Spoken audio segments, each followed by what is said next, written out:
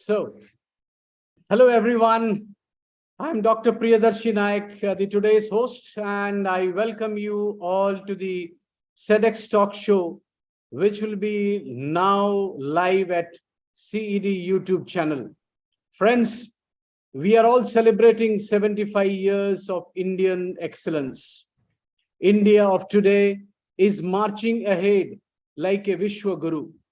This is a new India of hope and possibilities. Center for Education Development Foundation, basically an consultancy and accreditation unit, which helps in developing a school into an extent and empowering school educators is a mission and vision of this foundation. In today's talk show, we have with us Mr. Vividh Gupta, the principal from Bal Bhavan Public School, Delhi. Hello, sir. Good evening. Namaskar. Good evening, Dr. Nayak. It's a pleasure being here with you. CEDx talk show. It is absolutely, we are all motivated to have you today in this very special talk. The topic itself is experiential learning. We'll be coming to you to this topic little while after that. But before I discuss on this topic, I will certainly know, my dear Vividh ji, the personal journey and the professional journey matters much. And how do you take up all these things? Because, you have come to this extent, बहुत सारे कठिनाइयां, बहुत सारे challenges, बहुत सारे ऐसे होंगे. I think it may not be that easy to be in a top school, one of the top school in Delhi. How do you feel? Have you ever thought that you will be in this particular stage one day?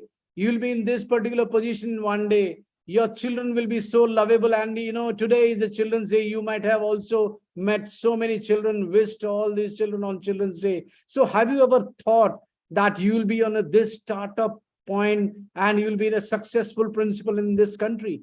Over to you for this very special question. Thank you, Dr. Nayak. I would like to first of all thank CED India and you personally for giving me an opportunity to be here on this talk today. And to all the audience and to all the lovely children out there, a very happy Children's Day to all of you.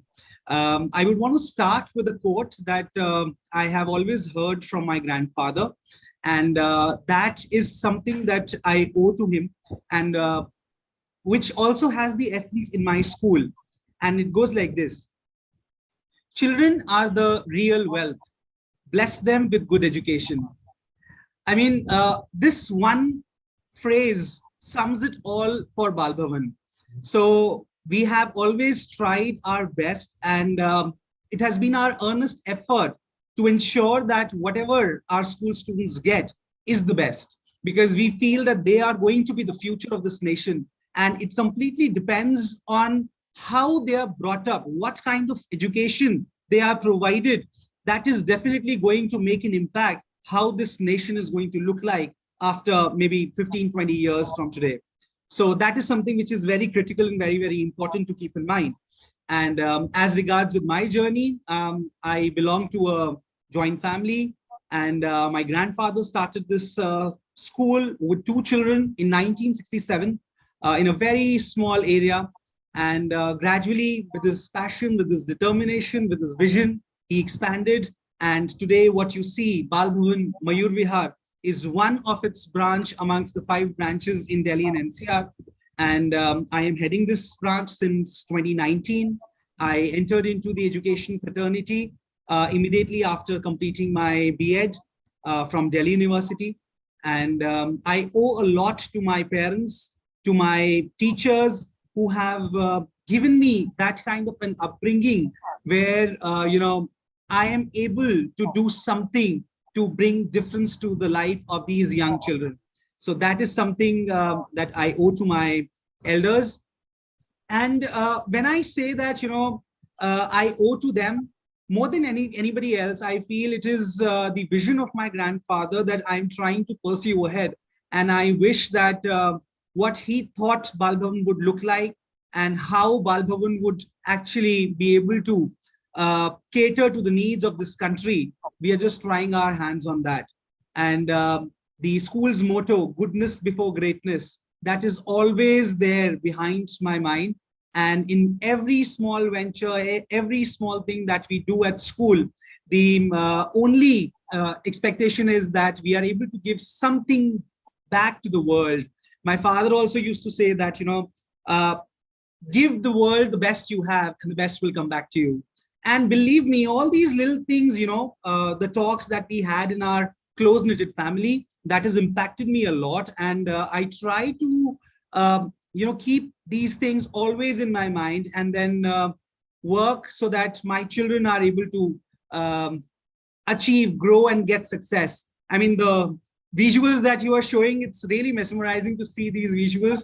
And I really owe these awards and these recognitions and accolades to all my children and to my team. Back at the school, when we see the work that my teachers are carrying out and the kind of understanding they have for the education is something which is exceptional. I mean, I'm not saying that other schools or other teachers are not that effective, but I have seen my teachers, the way they give their heart and soul into the education of the students, their overall development is something phenomenal. And that has also given a lot of accolades to our school in recent past. And I've been conferred upon with the State Teachers Award 2022 recently in the month of September by Delhi government. And I believe that that has only come because of the team effort that we are having at our school. And what else? I mean, you can keep asking me and I can keep giving you inputs about myself. Right. That's great. That's great listening to you. And I would like to know more something about what is your vision after, you can say, after 5 years, where you want to be and what are your dream projects in the days to come? So as of now, when I see myself 5 years down the line from here, I have just one expectation, that my students who are going to pass through or who have probably already, they are into higher education system, they are able to achieve something and they are able to get a good position for themselves where they are able to impact the education system. So that is something that I look forward to, because today what is required is, yes, we are doing a lot of effort back at school. Teachers are putting in effort in that regard. Parents are collaborating with us. But what is required here is that if we have a, community of educators and policy makers who have similar vision, I personally believe that it is definitely going to speed up the revolution that we are looking forward with NEP 2020 coming in. So that is one thing. I want my children to go places, not only in the private sector, but in the government sector as well. I always encourage my children to appear for UPSC examination, for public examination, go for NDA examination, Air Force, and whatnot. So these are the areas where I want my children to serve the nation. If my students are able to serve the nation, I feel that I am able to serve the nation. So that is something that is in my vision as of now, that I want to bring that impact into my school community, where my students understand their role as a member of the society and they're able to give back to this country what they have taken it from this motherland. Oh, wow. I think very motivating. I believe that you are absolutely a student-centered teacher, student-centered principal, student-centered school. You are finding out. That's wonderful to hear. You must accept that motivating students in challenging times is something very challenging for every school leader. Once upon a time, Abraham Lincoln also said, the best way to predict the future is to create it. Absolutely. These words of Abraham Lincoln rightly describe the responsibility of all educationists shoulder to shape the future of their students. Correct. In an era of ever-increasing benchmarks of the curricular and co-curricular excellence, every educationist, every teacher, and even parents feels that we need to motivate students to supersede themselves. Everyone wants that my child must be better than me. Every parent wants that my child should be more an explorer, more in the professional life, everywhere in the heights. he should reach. So I believe that experiential learning plays a very important role into it, and the school has to play an important role as far as national education policy speaks that rote learning methods should not be there. Experiential learning is a you can say it is a philosophy, or you can say it is a methodology in which educators purposefully they engage with students in direct experience. How do you believe that teacher student engaging, student teacher engaging in the classroom is much focused reflection in order to increase knowledge, develop skills, and clarity of values, or putting of values into it? How much you take on this particular topic? I am an advocate of experiential learning, and since the day this concept has been there, since the day I got to know about it, I have very closely worked on this area, and I believe that actions speak louder than what you were saying. So experiential learning is certainly in accordance to those terms, according to this proverb. And when we say that our students, we have what we are expecting them to display outside in the world, if we are not going to create that kind of an environment within the school community for them to learn from, I believe that they will not be able to survive that situation outside. So very recently we conducted our Model United Nation Aspiratio, and this was our second edition of Model United Nation. And the topics and themes that came up, of course, the one thing that is required in Model United Nation is that you are researching on a particular topic, you come up with your ideas, whether you agree with that or not, you disagree with that, or what are the factual situation about it. So yes, learning is going on because the children are researching on that, they are going to imbibe something. And then when they are going to put that in front of the other person, and then there is a debate and there is an argument on a particular topic, the child realizes that what I learned, there was another perspective to that particular point.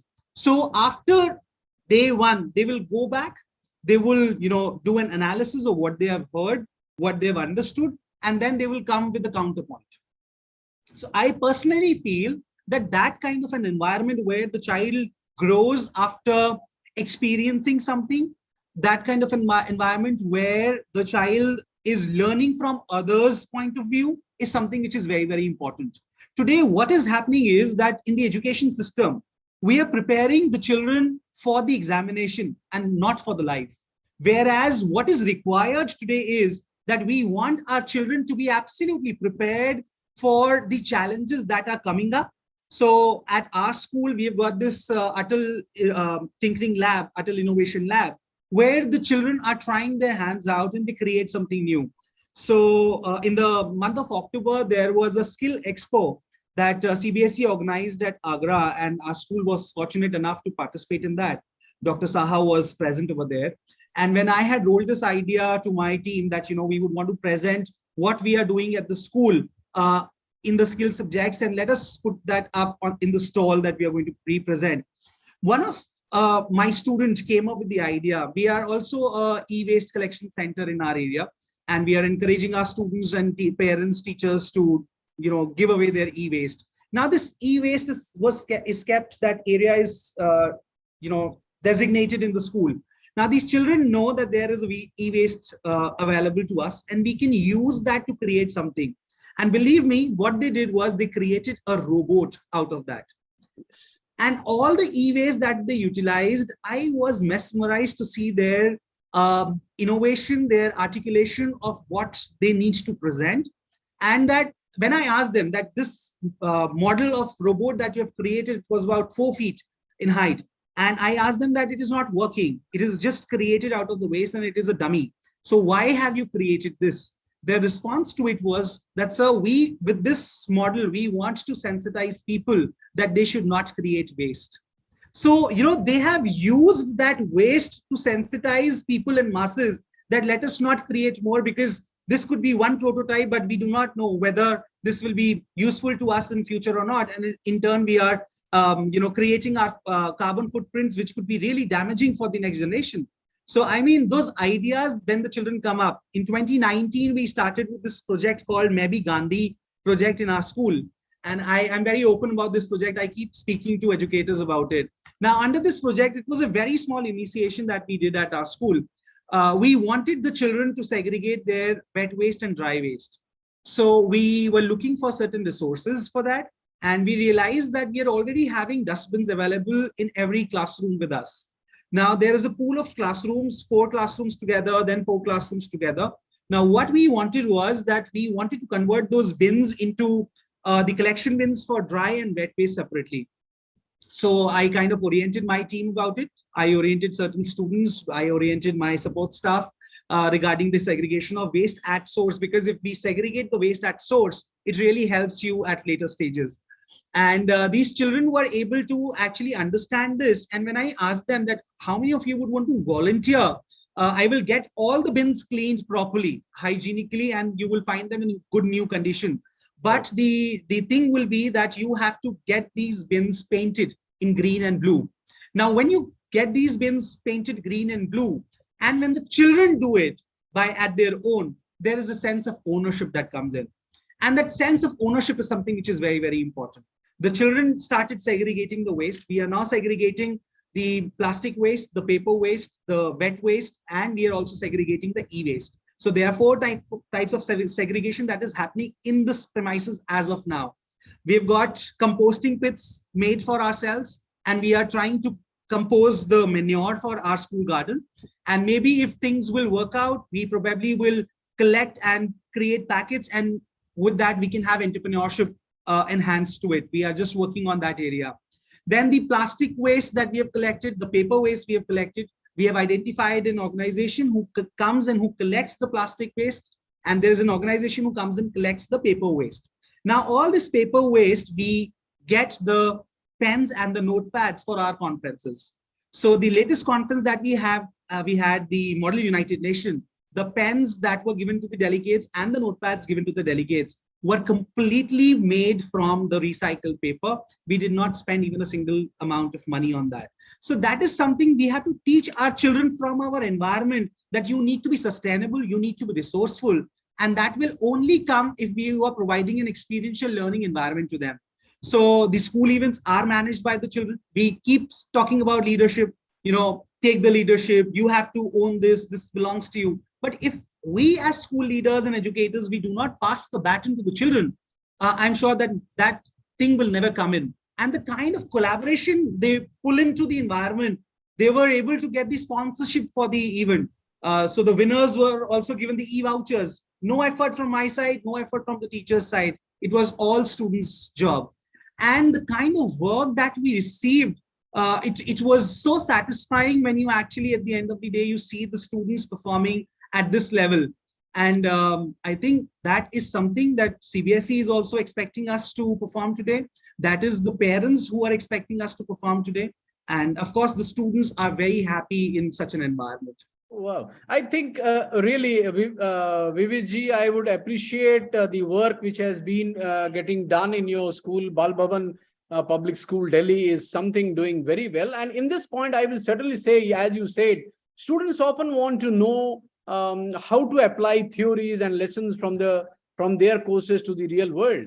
Yes. And experiential learning itself gives students a chance to learn by doing, and through recognizing their strength, and to become more skillful learners. But here I would love to say that the new age role of the teacher has undergone a transformative journey from a guru to a facilitator.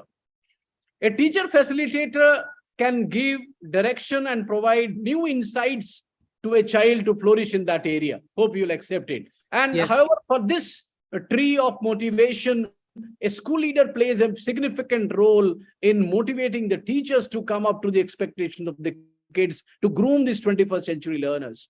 And however, for this tree of motivation, the parents also need to be groomed, need to show the seeds with an inspiring home environment also. What we talk about doing something in the school, if the parents have that sort of environment, a parent's effort towards developing a child's self-disciplined life is also required if we talk about these motivating students in these challenging times. How do you take up in a brief way, you can speak about how do you guide, how you are guiding your teachers and as well as the parents of your school, those who are also the real change maker for the child?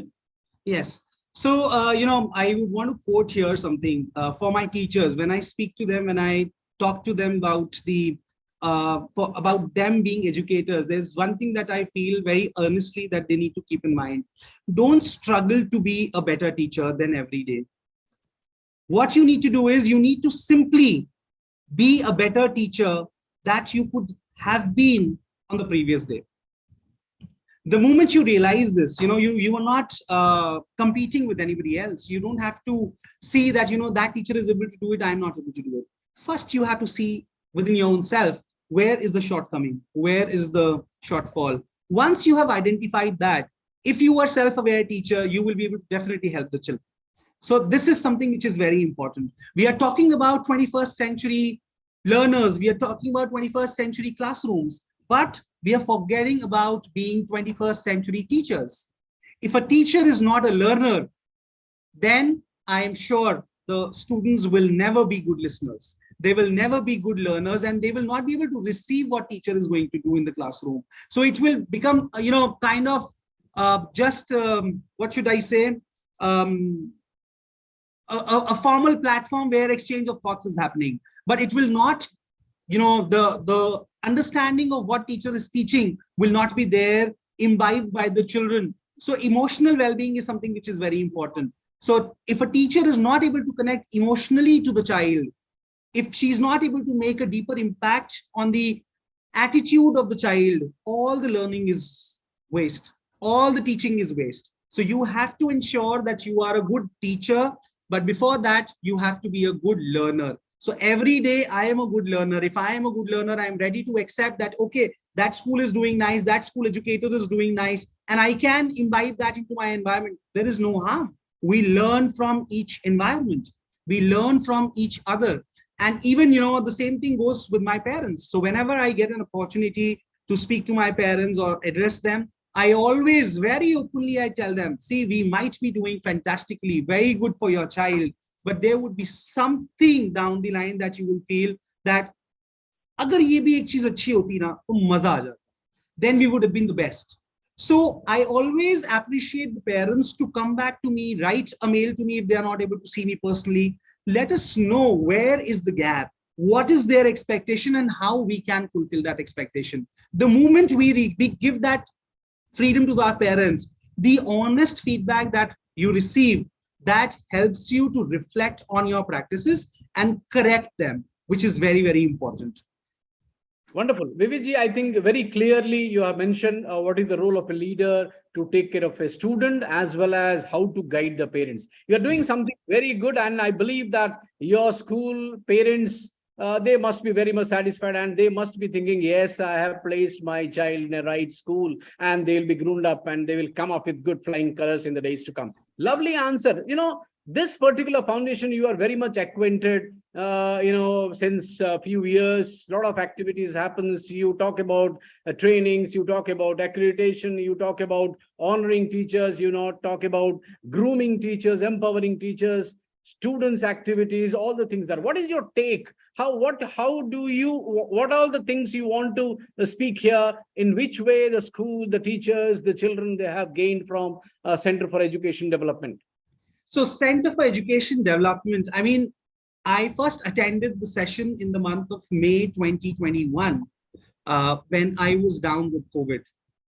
So I spent those 4-5 days of my COVID when I had the opportunity to be at my own completely, and I attended 2-hour session every day. It was a week-long program when I attended, and it had given me a clear idea that, these sessions are really fruitful.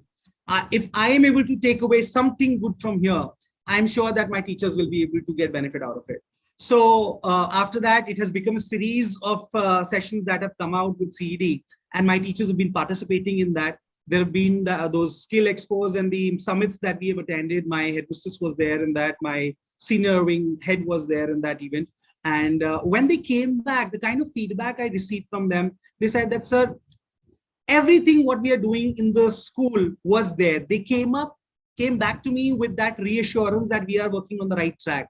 So for me, you know, apart from capacity building, what it is doing to me is that it is giving a reassurance to my faculty members that what I am guiding them is what is required in today's scenario. So that is one part.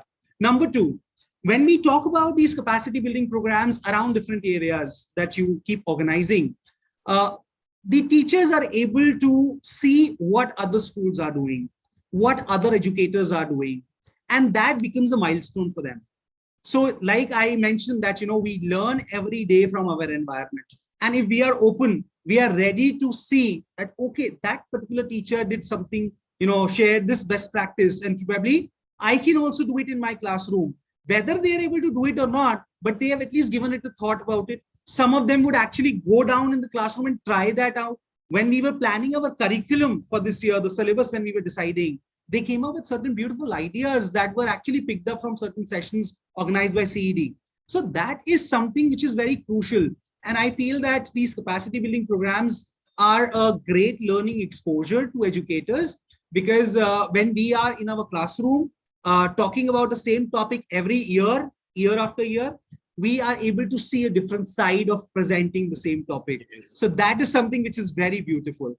So I personally feel that the sessions and the talks that CED has been organizing is immensely helpful to the educators. That's great. I think this is the takeaway, that Vividh Gupta is absolutely warned that teachers need to be groomed, and once they are groomed, they can provide or they can cultivate good children, and good teamwork certainly lead to a successful school, and a successful life of these children can be created.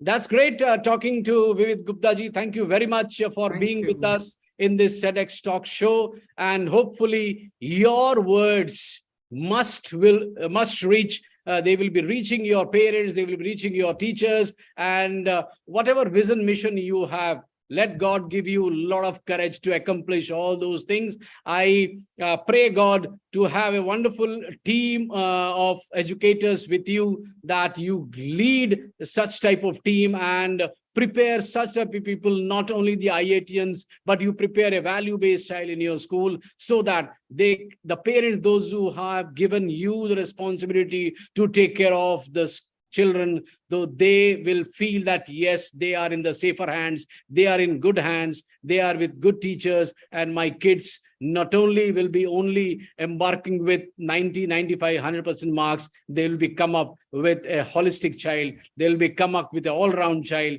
they will provide, or they can be called as a value-based child for them. Thank you, Vividh ji. I think that's a wonderful talk to you. Thank you, sir. Remain with this. Thank you, Dr. Nayak. I think it was a pleasure interacting with you. And even in the past, whenever we have interacted, it leaves an impression to me that there's a lot to learn from you. And we'll remain in touch and see that we are able to bring a difference in this community of educators. That's great. Thank you very much. And we'll be back with one more show. Dear all friends, educators, those who are watching, this was, you were watching a great leader of Delhi, Mr. Vividh Gupta, Principal, Bal Bhavan Public School, Delhi. And that's all for today's. And we'll be back with some other talk show with some other personality in the days to come. Namaskar.